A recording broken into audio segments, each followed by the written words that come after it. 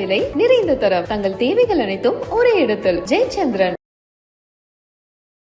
இவர் மட்டும்தான் சாட்டை அடிச்சுக்கிறாரா? மொஹர்ரத்தில் என்ன நடக்குது? மொஹர்ரத்தில் சாட்டை அடிக்கிறாங்களா? அவங்களா அரசியல்வாதியா? முகரத்தில் அடிக்கிறவங்களா அரசியல் தலைவர்களா? இவங்க கட்சியோட மாநில தலைவர்கள் அவங்களா? ஒரு நிமிஷம், ஏங்க ஜனநாயகத்துக்கு வாங்குங்க, மூட நம்பிக்கைக்கு போறீங்க. ஃப்ளைட் மோடு போட்டுட்டு உள்ள வரவன் ஒரு பிரியாணி கடைக்காரன், he is a planned offender.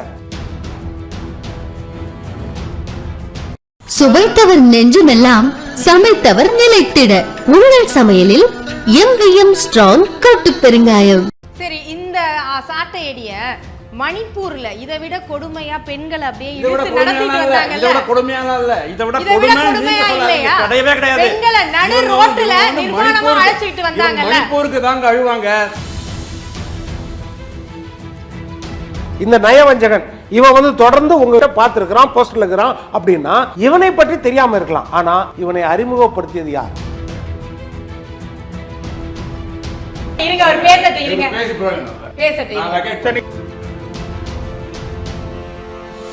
Annamalai களக்குத்தாடியாக மாறிவிட்டார், அவ்வளவுதானே தவிர அரசியல் செய்வதற்கு உங்களுக்கு யோக்கியதை இல்லை.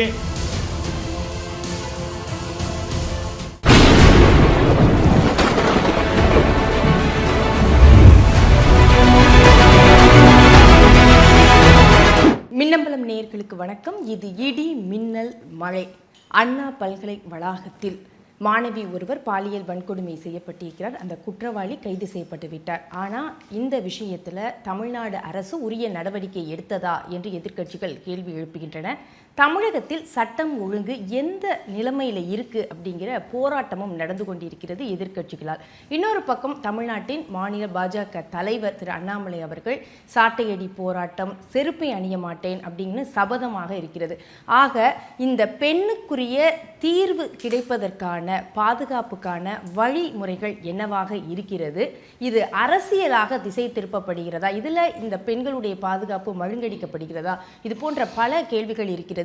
விருந்தினர்களாக அரசியல் விமர்சகர் திரு பொன் வில்சன் அவர்கள், அரசியல் விமர்சகர் திரு ராஜகம்பீரன் அப்பாஸ் அவர்கள், அரசியல் விமர்சகர் திரு வாசுதேவன் அவர்கள். விருந்தினர்களுக்கு வணக்கம். முதல் கேள்வியை நான் ராஜகம்பீரன் அவர்களிடமிருந்தே ஆரம்பிக்கிறேன். உடனே கைது பண்ணப்பட்டு விட்டார் குற்றவாளி அப்படின்னு அரசு தரப்பில் கூறப்படுகிறது. ஆனால் ஒரு புகழ்மிக்க பல்கலைக்கழகம் அது, அங்கே என்ன பாதுகாப்பு ஏற்பாடு இருந்தது? வெளியிலேந்து ஒருத்தர் வந்தவர் இந்த மாதிரி செஞ்சுருக்காங்க, இது முதல் முறையா அப்படிங்கிற பல கேள்விகளை அடுக்கடுக்காக எதிர்க்கட்சிகள் வைத்து கொண்டிருக்கின்றன. பாதிக்கப்பட்ட பெண் புகார் அளித்த சில மணி நேரங்களிலேயே உரியவர் யார் உண்மையான குற்றவாளி என்பதை காவல்துறை தீவிரமாக ஆராய்ந்து உடனடியாக அவரை கைது செய்திருக்கிறார். குற்றவாளி பிடிபடாத ஒரு சூழ்நிலை இருக்கிறது, அல்லது குற்றவாளியை அரசாங்கம் பாதுகாக்கிறது அல்லது காவல்துறை பாதுகாக்கிறது என்று ஒரு குற்றச்சாட்டை வைத்து கொண்டால் ஜனநாயக ரீதியாக பெண்களுக்கு பாதுகாப்பு இல்லை என்கிற ஒரு போராட்டத்தை நடத்துவது என்பது சரியாக இருக்க முடியும்.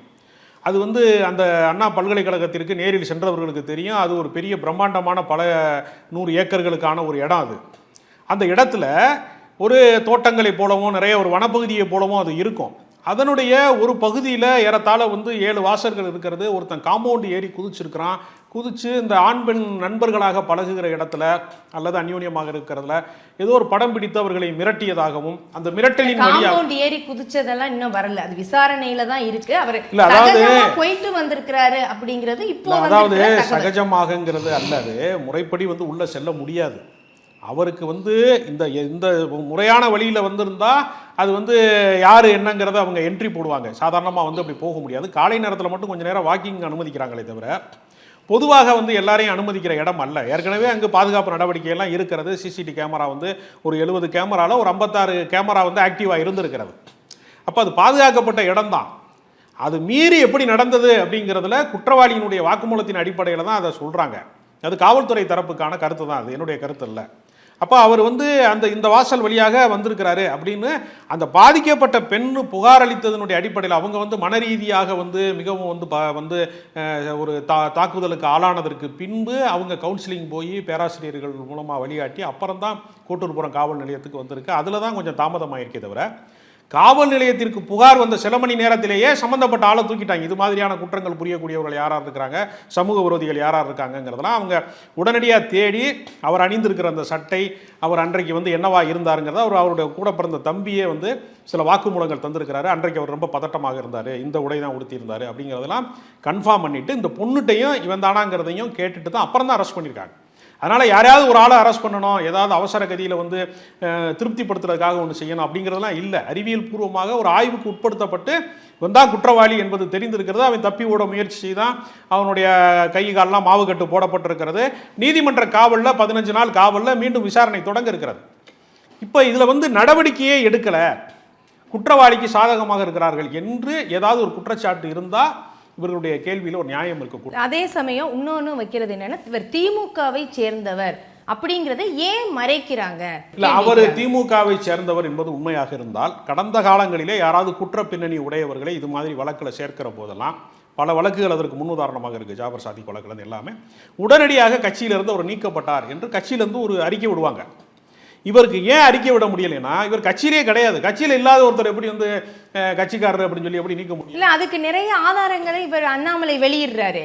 நிறைய ஒரு விழா அழைப்பிதழில் வந்து ஒரு கட்சி சார்ந்த விழா அழைப்பிதழில் அவருடைய பேர் இருக்கு.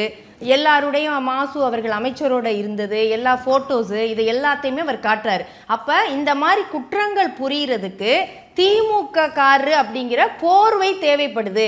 இவர் திமுகவை சேர்ந்தவர், திமுக பிரமுகர்களுடன் அவருக்கு பழக்கம் இருக்குங்கிறதுனால தான் அவர் உள்ள நுழைய முடிஞ்சது, ஈஸியா இந்த குற்றங்கள் செய்ய முடிஞ்சது. அப்ப இந்த போர்வையில போய் ஒழிஞ்சுக்கிறாங்க அவங்க. அப்ப திமுக அடைக்கலம் கொடுக்குதா அப்படிங்கிற கேள்வி. அவர் திமுக காரர் தான் அப்படிங்கிறதுக்கு யாராவது ஆதாரங்களை வெளியிடுங்க, சம்பந்தப்பட்டவங்க யாராவது. அதான் அவர் கொடுத்திருக்கிறாரு புகைப்பட ஆதாரத்தை எல்லாம் நம்ம ஒரு முன்னுதாரணமா ஒரு விழா அழைப்பிதழ் கொடுத்திருக்கிறாரு. அதுல வந்து அவருடைய பெயர் இருக்கு. அப்ப தொடர்பே இல்லாத ஒருத்தருடைய பெயர் அப்படி எப்படி அதுல வரும்? அது அரசியல் கட்சிகள் நடத்துகிற பொது விழாக்கள், பிறந்தநாள் விழாக்கள் அல்லது ஏதாவது நலத்திட்ட விழாக்கள், பல விழாக்கள்ல கும்பலா வந்து எல்லாருமே ஒண்ணு கூடுவாங்க. வந்து பப்ளிக் ஃபிகராக இருக்கிறவங்களோட படம் எடுத்துக்கிறது அப்படிங்கிறது வந்து ரொம்ப சர்வசாதாரணமானது. இப்போ நான் வந்து விமான நிலையத்துக்கு போகிறேன், போகிற வழியில் அண்ணாமலை வந்து ஃப்ளைட்டுக்கு வர்றாருன்னு வச்சுக்கோங்க, நான் ஒரு ஹாய் சொல்கிறேன், அவரும் ஒரு ஸ்மைல் பண்ணுறாரு, நாங்கள் 2 பேரும் ஒரு ஃபோட்டோ எடுத்துட்டோம்னா நாளைக்கு நான் என் மீது ஒரு குற்றச்சாட்டு வருகிறதுன்னு வச்சுங்க, அண்ணாமலை பொறுப்பேற்றுக் கொள்வாரா? அன்றைக்கு இவரோட ஃபோட்டோவில் இருந்தவர் இவர் தான், அப்போ ராஜகம்பீரனுக்கும் அண்ணாமலைக்கு வந்து அவர் தூண்டுதல்ல தான் இந்த குற்றச்செயல் நடந்துச்சுன்னு நாளைக்கு நான் ஒரு தவறு செய்தால் அவர் ஒப்புக்கொள்வாரா? அப்போ அவர் ஒரு பேச்சுக்காக சொல்கிறேன். அவர் திமுக காரராக இருந்தால் அவர் ஏன் வந்து காவல்துறை இவ்வளோ வேகமாக கைது செஞ்சிருக்கு, ஏன் மாவு கட்டு போட்டிருக்கு, ஏன் நீதிமன்ற காவல் வச்சிருக்கு அப்படிங்கிறப்ப யார் ஒருவேளை உண்மையாக இருந்தா அப்படிங்கிறதுக்கு சாத்தியம் இல்லை. உண்மையாக இருக்கும்னா நடவடிக்கை எடுத்தாங்களா இல்லையா? அப்ப திமுக வந்ததற்கு பிறகு இந்த நடவடிக்கை எடுக்கப்பட்டிருக்கு. இதே புகார்கள் வரல அப்படின்னா அவர் திமுக காரை சேர்ந்தவர் அப்படிங்கிறதுனாலே, திமுகவை சேர்ந்தவர் அப்படிங்கிறதுனாலே சகஜமா உள்ள போறதுக்கு வர்றது, அவர் குற்றங்கள் செய்யறதுக்கு அது ஒரு வழியா இருந்திருக்கு அப்படிங்கிறாங்க. ஒருத்தன் கட்சிக்காரன் என்பதனாலேயே ஒரு பல்கலைக்கழகத்துக்கு வந்து சாதாரணமாக போயிட்டு வர்றேன்னு சொல்கிறதுலாம் அபத்தமானது. காவல் நிலையத்துக்கு வந்து சில பேர் போகிறாங்க, கட்சிக்காரங்க போகிறாங்கன்னா அவ்வளவு கட்சிக்காரன் இவனுக்காவது வந்து வழக்கு இருக்கும், வந்து இன்ஸ்பெக்டரை பார்க்க போகிறாங்கிறது சகஜமானது. இது வந்து ஒரு அத்துமீறலான ஒரு நடவடிக்கை. இதுக்கு எப்படி ஒரு கட்சி பொறுப்பேற்றுக் கொள்ள முடியும்? இது ஒரு கற்பனை யூகத்தில் சொல்கிறாங்க. சரி, வில்சன் அவர்களிடம் அப்போ வந்து ஒரு கட்டத்தில் ஒரு ஃபோக்கஸ்லே போகுதா, இவர் வந்து திமுகவை சேர்ந்தவர் இந்த குற்றவாளி, இந்த ஃபோக்கஸ்லே போகுதா? இந்த ஃபோக்கஸில் போகும்போது இந்த பெண்ணுக்கான தீர்வு என்ன, அடுத்து பாதுகாப்பு என்ன இருக்கு அப்படிங்கிறதெல்லாம் அடிபட்டு போயிருதா? அப்போ அரசியலாக்கவே பார்க்குதா எதிர்கட்சிகள், குறிப்பாக அதிமுக? அரசியலாக வந்து திமுக தான் பார்க்குது. ஏன்னா இந்த பிரச்சனையில் பார்த்தீங்கன்னா அவர் அரசியல் கட்சியை சார்ந்தவரா அப்படின்றது ஒரு பெரிய விஷயமே கிடையாது. எந்த அரசியல் கட்சியில் ஒரு உறுப்பினர் இருந்தாலும் அந்த உறுப்பினருடைய பின்னணியெல்லாம் எல்லாருக்கும் தெரியும்னு கிடையாது. அதுமாதிரி பதவி போடுறவங்களுக்கும் அவர் குற்ற பின்னணி உள்ளவரா அப்படின்ட்டு தெரியாது. ஒரு மாவட்ட செயலாளருக்கோ இல்லைனா மாநில தலைவருக்கோ ஒரு கட்சியின் தலைவருக்கோ ஒரு பதவி வந்து சின்ன அளவில் போடும்பொழுது வந்து அவர் குற்ற பின்னணி உள்ளவர்னு தெரியாது. இது ஒன்று உண்மை, எல்லா பக்கம் இருக்கும். இதில் என்ன பிரச்சனைனா அவர் கட்சியில் இல்லைன்னு மறைக்கிறது, இது ஒன்று. அதுதான் இல்ல, அதுதான் ஆதாரங்கள் கொடுக்குறாங்கல்ல. அந்த ஆதாரம் தான் அவர் சொல்றார், ராஜகம்பீர் சொல்ற. இது என்ன நைட்டோட நைட்டு மீம்ஸ் போடுறவங்கள நைட்டு 2 மணிக்கெல்லாம் போய் அரெஸ்ட் பண்ணி கொண்டு போய் போடுறீங்க, கஞ்சா வழக்கெல்லாம் போடுறீங்க, இவ்வளோ பெரிய குற்றச்சாட்டு உங்க கட்சி மேல சொல்றாரு, அவரை எவ்வளோ கைது பண்ண வேணவா? ஏன் கைது பண்ணாம இருக்கிறீங்க? நான் என்ன சொல்றேன், அடுத்தது இதுல வந்து என்ன கொடுத்துருக்குது, நீங்க இந்த நோட்டீஸ்லயே வந்து கிளீனா என்னதுன்னா, சைதை கிழக்கு பகுதி அணிகளின் துணை அமைப்பாளர்கள். அந்த துணை அமைப்பாளர்கள் வரிசையில் இந்த டி ஞானசேகர் இருக்கிறார் இந்த போஸ்டரில். அது உண்மையா பையான்றது அப்புறம் விவாதத்துக்குரியது. இந்த போஸ்டரை பொறுத்த வரைக்கும் எல்லாரும் வந்து காமிச்ச போஸ்டர் தான் அது இருக்குது. சைதை கிழக்கு பகுதி மாணவர் அணி துணை அமைப்பாளர் அப்படின்னு எல்லாரும் கிளைம் பண்ணுறது. இது ஒரு பக்கம். இன்னொரு பக்கம் என்ன சொல்றா, இந்த இடத்துல இவ்வளவு தூரம் ஆதாரம்னு உங்க சொல்றாங்க துணை அமைப்பாளங்க. அப்ப திமுக காரரே இல்ல அப்படிங்கறது சொல்லணும்னு முத அவசியமா விசாரணை இருக்குன்னு சொல்லிட்டு போகலாம். பதட்டமா அப்ப இல்ல அந்த ஞானசேகரன் தான் இவரா என்று நம்ம எப்படி சொல்ல முடியும்? அது அதான் எதுவுமே சொல்ல முடியாது. அதுதான் இல்ல சைதையில இருக்கிறது. இப்ப அடுத்த கட்டமா அத போட்டா எப்படி? எதுவுமே சொல்ல முடியாது. நான் என்ன சொல்றேன், இது வந்து எடுக்கலுங்க. நான் ஒரு சொல்றேன் இல்ல, நான் சொல்லி முடிச்சிடறேன். இப்போ மா சுப்பிரமணியத்தை கை கொடுக்குறாரு, உதயநிதி கூட நிற்கிறாரு. எல்லாமே நீங்க சொல்றது வந்து இவர் வந்து முக்கியமான கட்டத்தில் இந்த நயவஞ்சகன் இவன் வந்து தொடர்ந்து உங்ககிட்ட பார்த்துருக்கிறான், போஸ்டர்ல இருக்கிறான் அப்படின்னா இவனை பற்றி தெரியாம இருக்கலாம். ஆனா இவனை அறிமுகப்படுத்தியது யார்? உங்கள் கட்சியில் யாரோ ஒருத்தர் தானே அறிமுகப்படுத்தியிருப்பாங்க, கூட்டு வந்து பரிந்துரை பண்ணியிருப்பாங்கல்ல, அவருக்கு அவங்கள பற்றி தெரியும்ல. நான் அதை தான் சொல்கிறேன். திமுக அதிமுகவை பொறுத்த வரைக்கும் தமிழ்நாட்டில் கிளை கழகத்தில் இருக்கிற பட்டி தொட்டி எல்லாம் வீட்டுக்கு ஒரு பேர் தெரியும். கிளை கழக செயலாளர் இருக்கலாம், அந்த அளவுக்கு ஒன்றிய இருப்பாங்க. மற்ற கட்சிகளில் இருக்காது. இந்த ரெண்டு கட்சிகளும் எல்லாரையும் தெரியும். அப்போ இந்த 20 வழக்குகள் இவன் மேலே, அதில் 6 வழக்குகளில் இஸ் கன்விக்டட். யார்? இந்த ஞானசேகர் குற்றவாளின்னு தீர்ப்பளிக்கப்பட்டு சிறையில் இருந்திருக்கிறான். அப்போ இந்த பின்னணி தெரியும் இல்லையா? அப்போ இதை யார் அறிமுகப்படுத்தினா? ஏன்னா நாளைக்கு என்ன சொன்னா குற்றவாளி கைது செய்யப்பட்டிருக்கிறார். இப்ப நீங்க சொல்ற எல்லா விஷயத்தையும் தாண்டி இப்ப பாதுகாக்கலையே. இப்ப அவங்களுடைய கேள்வி என்ன இருக்கு திமுக தரப்புல இருந்து? நீங்க சொல்ற மாதிரி இவ்வளவு பேரோட தொடர்பு இருக்கு, பழக்கம் இருக்குன்னு அந்த செல்வாக்க பயன்படுத்தி பாதுகாக்கப்பட்டாரா குற்றவாளி? இல்ல, உடனே கைது செஞ்சோம். ஆனா பொள்ளாச்சி வழக்குல 1.5 மாத காலம் நீங்க காத்திருக்க வேண்டியதா இருந்தது. எவ்வளவு போராட்டங்களை ஸ்டாலின் பண்ணாரு. அப்ப நீங்க எப்படி அதிமுக அதுல பேச முடியும்? இதுல வரேன்.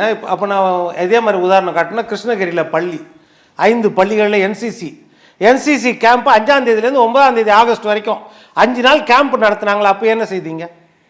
அப்போ இது உதாரணங்கள் சொல்லிட்டே போயிடலாம். இந்த விஷயம் என்னன்னா, மற்றதை காமிச்சு ஒரு கோடு பக்கத்தில் ஒரு பெரிய கோடு போட்டு இந்த கோடை சின்ன கோடு ஆக்கக்கூடாது அப்படின்றது தான். இப்போ அதெல்லாம் நம்ம நியாயப்படுத்தல. அதுக்கு அரசாங்கத்தை மாற்றி கொடுத்துட்டோம். அதனால எங்களுக்கு ஸ்டாலின் தான் தமிழ்நாட்டில் பெண்களுக்கு பாதுகாப்புன்னு ஸ்டாலினுக்கு ஓட்டு போட்டோம். கடந்த பாராளுமன்ற தேர்தலை விட நான் 40 தொகுதி பாண்டிச்சேரி சேர்த்து அவங்களுக்கே கொடுத்தோம். ஏன்னா எங்களுக்கு பரம பாதுகாப்பு இவங்க தான் அப்படின்னு. இப்போ நம்ம கேட்குறது பாதுகாக்கப்பட்ட வளாகத்தில், வேற எங்கேயும் தனியார் விடுதியிலையோ தனியார் இடத்துலையோ நடக்கல. பாதுகாக்கப்பட்ட வளாகத்தில் இந்திய அளவில் பார்த்தீங்கன்னா சர்வதேச அளவில் 10 யூனிவர்சிட்டியில் ஒரு யூனிவர்சிட்டி இது. அண்ணா பல்கலைக்கழகத்தில் படிக்கணும்னா பெற்றோருக்கு வந்து அது கனவு, என் பிள்ளைகள் படிக்கணும்னா. அங்கே நடக்குதுன்னா ஒரு விஷயம் இரவு நடக்குது அப்படின்னா, அதுவும் எப்போ நம்ம கக்கன் அவர்கள் மறைந்த தாழ்த்தப்பட்ட சமுதாயத்தின் அமைச்சராக இந்த கக்கன் மறைந்த நாளில் 7 மணிக்கு அங்கே நடக்குது அப்படின்னா, இன்னொன்று நான் என்ன சொல்கிறேன், இதை வந்து எஃப்ஐஆர் போடுறாங்க. எஃப்ஐஆர் வெளியே வர்றது எவ்வளோ பெரிய தவறு. எஃப்ஐஆர் வெளியே வரலாமா? இந்த மாதிரி விஷயத்துலையும் எஃப்ஐஆர் வெளியே நார்மலாகவே வரக்கூடாது. அடுத்து என்னென்னா, அந்த எஃப்ஐஆரில் போடப்பட்டிருக்கிற செய்திகள் என்ன, நீங்கள் என்ன போடணும், அந்த பெண்ணை குறித்து எந்த அளவுக்கு நீங்கள் போடுறீங்க? இல்ல அதுக்கு கமிஷனர் சொல்லிட்டாரு, விளக்கம் சொல்லிட்டாரு. எங்களுக்கு வந்து நாங்களா கதையெல்லாம் எழுதி வந்து எஃப்ஐஆர் போட முடியாது. அவங்க என்ன சொல்றாங்களோ அதுதான் பதிவு செய்யப்பட்டிருக்கு. இது வெளியில வந்ததுக்கும் வந்து ஒரு டெக்னாலஜி லேப்ஸ் இருக்கு. அதெல்லாம் தெளிவா சொல்றேமா? இல்ல அதுல என்ன தெளிவா சொல்றேன்னா, எஃப்ஐஆர்ல வந்து சில விஷயங்கள் தான் போடுவாங்க. இப்போ நீங்க இருக்கிறீங்க, ஒரு ஆசிரியர் வந்து இன்னைக்கு ஒரு மாணவன் வந்து கத்தியால குத்துனா போய் வாக்குமூலம் வாங்குறீங்க. அந்த ஆசிரியர் என்ன சொல்லுவாங்க, நான் பாடம் நடத்தி கொண்டு இருந்தேன் அப்போ என்னை கத்தியால குத்தணும். அதை விட்டுட்டு என்னுடைய ஆள்காட்டி விரலையும் கட்டை விரலையும் வைத்து சாக் பீஸை பிடித்து என்னுடைய நடி விரல் ஒரு சப்போர்ட்ல நின்றுச்சு, நான் ஆ எழுதலாம் என்று போனேன், ஆ எழுதும் போது ஒரு துணைக்காலை போட்டேன், அந்த நேரத்தில் கத்தி எடுத்து இப்படி எழுதுவாங்க. இப்ப இதுல என்னன்னா அதோட டீடைல்ஸை வந்து நம்ம இப்ப சொல்ல முடியாது.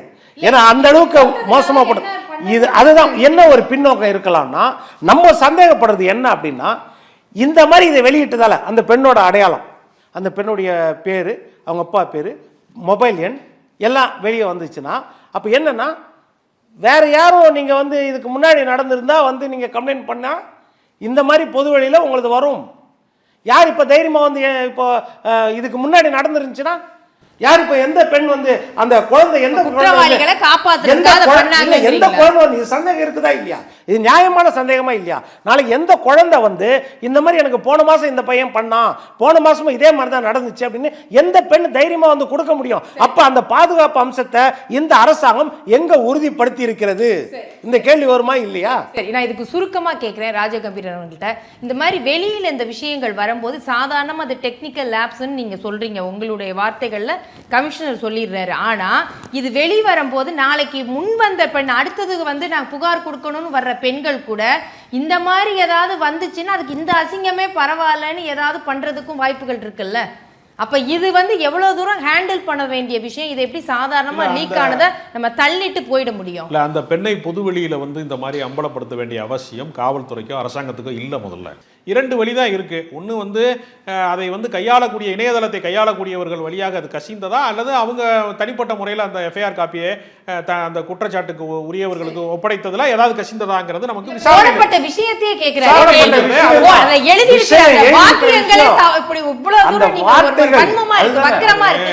அதற்கு உள்நோக்கம் கற்பிப்பதுங்கிறது அது விசாரணையில் இருக்கிறது. அது உள்நோக்கம் கற்பிக்க வேணாம் நான் சொல்றேன். சரி, வாசுதேவன் அவர்களிடம் சாட்டை அடிச்சு இன்னைக்கு போராட்டம், தன்னைத்தானே சாட்டை அடி கொடுத்திருக்கிறாரு அண்ணாமலை அவர்கள். இது மூலமா அவர் என்ன சொல்ல வர்றாரு? ஒரு ஆக்கப்பூர்வமா இந்த பிரச்சனைகள் நடந்திருக்கு, இதுக்கு என்ன தீர்வு, இது என்னென்ன பிரச்சனைகள், ஒரு அரசியல்வாதியா கூட பேசலாம். நீங்க சாட்டை அடிக்கிறேன், நான் வந்து செருப்பை போட மாட்டேங்கிறது மூலமா இதை கவனத்தை திசை திருப்பணும் அப்படிங்கிற மாதிரி ஏதாவது பார்க்குறாரா? கவனத்தை திசை திருப்புறதே கிடையாது. ஒட்டுமொத்த மக்களுடைய கவனத்தையும் இதில் குமிக்கிறது தான் அவருடைய இது குறிக்கோள். அதாவது நாமே வருத்திட்டு நம்ம ஒரு இறை வழிபாடு பண்ணுறது ஒரு சாதாரண சமாச்சாரம் தான்.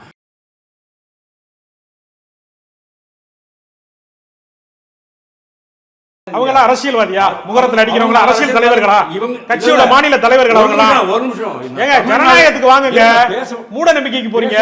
முகரத்தில் அடிக்கிறது வந்து மூட நம்பிக்கை. அரசியல்வாதிகளா அவங்க? அது ஒரு சமய நம்பிக்கையில பண்றது. நான் சொல்றேன், அங்க அவங்களுடைய மத நம்பிக்கை அது கரெக்ட். அப்போ இவருக்கு மத நம்பிக்கை இருக்க கூடாதா? மத நம்பிக்கை தனியா இருக்கணும். இதை தனியா வைக்க முடியாதுங்க. தமிழ்நாட்டு மக்களை இனிமே இறைவன் தான் காப்பாற்ற முடியுங்கிற அளவுக்கு அவர் போயிட்டாரு. ராஜினாமா பண்ணுங்க. இருங்க, ராஜகம்பி இருங்க, அவர் பேசட்டும். இருங்க பேசட்டும். இல்ல இல்ல பேசுங்க பேசுங்க. என்ன பேசப்படுங்க? இப்பதான் ஆரம்பிச்சிருக்கேன். ஒரு நிமிஷம் கூட நீங்க பேசுங்க பேசுங்க. இருங்க ராஜகம்பி, மதத்துக்குள்ள போறியா? உங்களுக்கு நேரம் தரேன், இருங்க பேசி முடிக்கட்டும். இந்துக்கள் யாராவது காவடி குத்திக்கிட்டா, அலகு குத்திக்கிட்டா, காவடி தூக்கிக்கிட்டா, பால் குடம் எடுத்துக்கிட்டா, நடைப்பயணம் பண்ணா, சபரிமலைக்கு போனா கிண்டல் பண்ணுவாங்க. யார் பண்ணுவாங்க? நீங்க தான். நீங்க என்ன யாரு?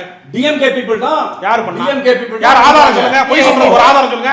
இருங்க ராஜகம்பி, இருங்க போய் சொல்ல கூடாது. முருகன் மாநாடு நடத்துறோம். இருங்க இருங்க இருங்க, அவர் பேசி முடிச்சோ நீங்க பேசுங்க. முகரத்துலயும் ஷார்ட் அடி தான். அதே மாதிரி அலகு குத்திக்கிறது, மண் சோறு சாப்பிடுறது எல்லாமே வந்து நம்ம பழக்க வழக்கங்கள் தான். என்னை வருத்திக்கிட்டாவது நான் வந்து இந்த மக்களுக்கு இறைவனுடைய அருளை வேண்டுகிறேன் அப்படின்னு அவர் போறாரு. இதுல என்ன தப்பு இருக்குது? சரி, இந்த சாட்டையடிய மணிப்பூர்ல இதை விட கொடுமையா பெண்கள் அப்படியே இழுத்து நடத்திட்டு வந்தாங்கல்ல, இதை விட கொடுமையா இல்லையா? பெண்களை நடு ரோட்டுல நிர்வாணமா அழைச்சிட்டு வந்தாங்கல்ல. மணிப்பூருக்கு தாங்க அழுவாங்க, தமிழ் பெண்களுக்கு ஏதாவது. அப்ப அதே தமிழ் பெண்ணுக்கு நடந்தா நீங்க சாட்டையில அடிச்சுக்கிறீங்க, மணிப்பூர் பெண்களுக்கோ உத்தரப்பிரதேசத்திலயோ காஷ்மீர்லயோ நடந்தா அடிச்சுக்க மாட்டீங்களா? டாஸ்மாக் விதவைகள் எவ்வளவு பேர் தமிழ்நாட்டுல இருக்காங்க, அவங்கள பத்தி அவங்களுக்கு கவலை கிடையாது. மணிப்பூர்ல நடக்கிறது, பதாயூன் நடக்கிறது. நீங்க தேசியம் தானே பேசுறாங்க, தேசியம் தானே பேசுறாங்க. மாநில தலைவர் பாஜக நம்ம தேசியம், தேசிய கட்சி தானே. இல்ல இந்த பெண்கள் நீங்க நெறியாளரா இருந்து டைவர்ட் பண்ணாதீங்க. டைவர்ட் பண்ணல, நான் கேக்குறேன். இங்க நடந்த பெண்ணுக்கு கொடுமை நடந்ததை நம்ம கண்டிக்கணும், அதுல மறுப்பே கிடையாது, கண்டிக்கணும். ஆனா நீங்க இங்க கண்டிக்கிறத நான் கேக்குறேன், இங்க நடந்தது கண்டிக்கத்தக்கதுதான், எல்லாரும் வெட்கப்பட வேண்டியதுதான்.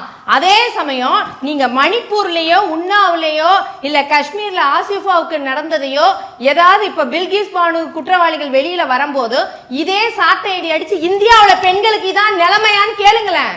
ஏன் அதை கேட்க மாட்டேங்கிறீங்க? ஏன் பிரிக்கிறீங்க? எங்க பிறந்தாலும் பெண் பெண் தானே. சட்டம் ஒழுங்கு இந்தியாவிலேயே மிக மிக மிக மோசமா. அப்ப மணிப்பூர்ல நடந்தப்பதான் ஆரம்பத்துல இருந்து இதான் சொல்லிட்டு இருக்காரு. அவருக்கு வெறுத்து போயிடுச்சு. அதனாலதான் இவர் வந்து எக்ஸ் ஆபீசர், போலீஸ் ஆபீசர்ங்கிறதுனால அடடா நான் இருந்தேன்னு சொன்னா இந்த நிலைமையே வந்திருக்காரு. உண்மையே சொல்றேங்க. அவர் இருந்திருந்த, அதாவது இன்னைக்கு இருக்கிற ஐபிஎஸ் அதிகாரிகள் எல்லாமே ரிசைன் பண்ணணுங்க. அந்த அளவுக்கு கேவலமாய் போய் இப்ப சாட்டை அடிச்சாலும் சரி, நான் செருப்பு போட மாட்டேன், இந்த மாதிரி எல்லாம் பண்றாங்க இல்லையா? இது மூலமா என்ன தீர்வு இந்த பிரச்சனைக்கு கிடைக்கும்னு அவர் நம்புறாரு? எதை நோக்கி நகர்றாரு? ஒரு சிம்பாலிக் மேட்டர் மேடம். சாட்டை அடிகள், நான் போயிட்டு அறுவடை வீடுக்கு போறேன், முருகன் என்னுடைய தெய்வம், அவன்கிட்ட போய் நான் வந்து வேண்டிக்கிறேன் தமிழ்நாடை காப்பாத்து. ஏன்னா டிஎம்கே திருந்தவே மாட்டேங்குது. 3 வருஷமா வெயிட் பண்ணிட்டு இருக்காங்க. டிஎம்கே இது வரைக்கும் ஒரு செயலை கூட ஒழுங்கா பண்ணது கிடையாது. லேட்டஸ்ட் உங்களுக்கு வந்து ஏஷோ எவ்வளவு ஒரு அதுல கூட சொதப்பி 5 பேருடைய உயிரை வாங்கிட்டாங்க அவங்க. அப்படி இருக்கும்போது கடவுளே நீ தான் காப்பாற்றணும், டாக்டரை கை விட்டுட்டாருங்க, பேஷண்ட்டை வீட்டுக்கு தூக்கிட்டு போயிடுங்கன்றாங்க. அப்போ நம்ம என்ன சொல்றோம், சாமி காப்பாற்றுன்னு சொல்றோம். அந்த லெவலுக்கு இன்னைக்கு அண்ணாமலை போயிட்டாரு. அதான் தமிழ்நாடு அந்த கண்டிஷன் இருக்குங்கிறது உறுதி. சரி, ராஜகம்பீரன் அப்ப இந்த லெவலுக்கு தான் இருக்குதா? பாதுகாப்புங்கிற திரும்ப திரும்ப நடக்கிற அந்த கொலைகள்ல நம்ம பாக்குறோம், கொள்ளை நடக்கிறத பாக்குறோம், ஒரு இது நீதிமன்ற வாசல்ல கொலை நடக்குது, துள்ள துடிக்க கொலை நடக்குது. இப்படி வரிசையா நடந்துகிட்டு இருக்கும் போது இன்னமும் நீங்க வந்து நடந்த சம்பவங்கள்ல இருந்து நாங்க பாடம் கத்துக்கிறோம் அப்படின்னா, ஒவ்வொரு தர பாடம் கத்துக்கும் போதும் ஒரு பலி கொடுக்கணுமா? அப்ப என்ன நடக்குதுங்க? மல்யுத்த வீராங்கனைகளுடைய கண்ணீருக்கு பதில் சொல்லாதவர்கள், அங்கு நடந்த பாலியல் அத்துமீறல்களுக்கெல்லாம் வந்து நடவடிக்கை எடுக்க அங்க போயிடுவாங்க. இருங்க, நீங்க எங்க வந்தீங்க? உடனே டெல்லிக்கு போயிடுவாங்க.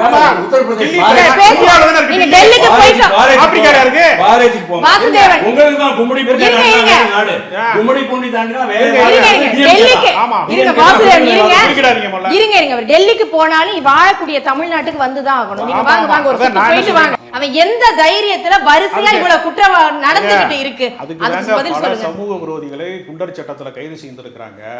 500க்கும் மேற்பட்டவர்கள் குண்டர் சட்டத்துல கைது செய்யப்பட்டிருக்கிறாங்க. என்கவுண்டர் நடந்திருக்கிறது பல ரவுடிகளுக்கு. அரசு கடுமையான இரும்பு கரம் கொண்டு ஒடுக்கிட்டு தான் இருக்கிறாங்க. ஆனா எதிர்பாராத விதமாக நடக்கிற ஒரே ஒரு அசம்பாவிதத்தை முன்வைத்து ஒரு அசம்பாவிதத்தை முன்வைத்து நடவடிக்கை எடுக்க தவறுனா இந்த கோபத்துல நியாயம் இருக்கு, நானும் அதை ஏற்றுக்கொள்வேன். ஆனா நடவடிக்கை எடுத்த பின்பும் ஒரு அரசாங்கத்தின் மீது குற்றச்சாட்டு சொல்வதன் வழியாக நீங்கள் அரசியல் ஆதாயம் தேட முயற்சி செய்கிறீங்க. அண்ணாமலை களக்குத்தாடி மாதிரி வந்து சாட்டைகளை அடிச்சுக்கிறது மூலமாக அவருக்கு அரசியல், அவருக்கு அன்பிட், அவர் ஜனநாயகத்தின் மீது நம்பிக்கை இல்ல, அரசியல் சாசனத்தின் மீது அவருக்கு நம்பிக்கை இல்ல, அவர் அரசியலுக்கு அன்பிட்டுங்கிறத அவர் தெரியப்படுத்துற ஒரு முறை தான். அண்ணாமலை களக்குத்தாடியாக மாறிவிட்டார், அவ்வளவுதானே தவிர அரசியல் செய்வதற்கு உங்களுக்கு யோக்கியதை இல்லை, உங்களை மக்கள் நம்புவதற்கு தயாராக இல்லை. ஏன்னா நீங்க யாருங்கிறது எல்லாருக்குமே தெரியும். இன்னைக்கு திமுக அதற்கு எதிர்கட்சியாக அண்ணாமலை அப்படிங்கிற நிலைமைக்கு வந்துட்டாரா? அதிமுகவை தாண்டி இந்த லைம் லைட் வருதா? அதுதான் இப்போ அதுதான் நோக்கி போகுது. திமுக வர்சஸ் அண்ணாமலையா? அந்த பெண்ணுக்கு நியாயம் கிடைக்கணுமா? அந்த குற்றவாளி வந்து பெரிய அளவில் தண்டனை பெறுமா? இது முக்கியத்துவம் கிடையாது. அங்கே பாதுகாப்பு குறைபாடு இருக்குதா? அந்த பெண்ணை பற்றிய கவலை கிடையாது. இப்போ என்ன முக்கியத்துவம்னா, எதிர்கட்சி வரிசையில் அண்ணாமலை இருக்காரா, எடப்பாடி இருக்காரா, இல்லைனா விசிகே அங்கே பிரச்சனை பண்ணுமா? இதையெல்லாம் பிரச்சனையே கிடையாது. இன்றைக்கு அதிமுக பிரதான கட்சியாக இருக்கலாம், இல்லை பிஜேபி அதற்கு போட்டி போடலாம், இல்லைன்னா அதிமுக ஆளுங்கட்சியாக வர்றதுக்கு முயற்சி பண்ணலாம். இதெல்லாம் அரசியல், அது வேற. அதை தாண்டி எதற்காக யோசிக்கிறோம்னா, இந்த விஷயத்தில் இந்த ஞானசேகரோடு நின்று விடுமா, இல்லையால் பாதிக்கப்பட்ட அந்த ஒரு பெண்ணோடு இந்த விஷயம் நின்றுமா? இதுதான் இன்னைக்கு கேள்வி. அப்போ அந்த பாதுகாப்பு குறைபாடு அங்கே இருந்துச்சு. அதை தொடர்ந்து இந்த குற்றங்களின் வீரியத்தை குறைப்பதற்கு முயற்சி நடக்கிறதா, இல்லை இந்த குற்றங்களை மறைப்பதற்கு முயற்சி நடக்கிறதா? இதைத்தான் நம்ம முக்கியமாக விசாரிக்கணும். அதைத்தான் நான் முதல் விஷயமா எஃப்ஐஆர் ஒன்று சொன்னேன். அடுத்தது, அவர் ஒரு கட்சியில் இருந்திருந்தா அந்த கட்சிக்கு யார் அவரை இன்ட்ரோடியூஸ் பண்ணாங்க, அவங்க மேலே என்ன நடவடிக்கை? ஏன்னா நாளைக்கு ஒரு பெரிய பதவியில் இருக்கிறவர் இந்த தவறு பண்ணிடலாம். அப்போ என்னோட உறுப்பினர் இல்லைன்னு சொல்ல முடியாதுங்க. அப்போ அந்த பெரிய தவறை பண்ணியிருந்த பெரிய பதவியில் இருக்கிறவரை யார் அறிமுகப்படுத்தினா? இது முக்கியம்.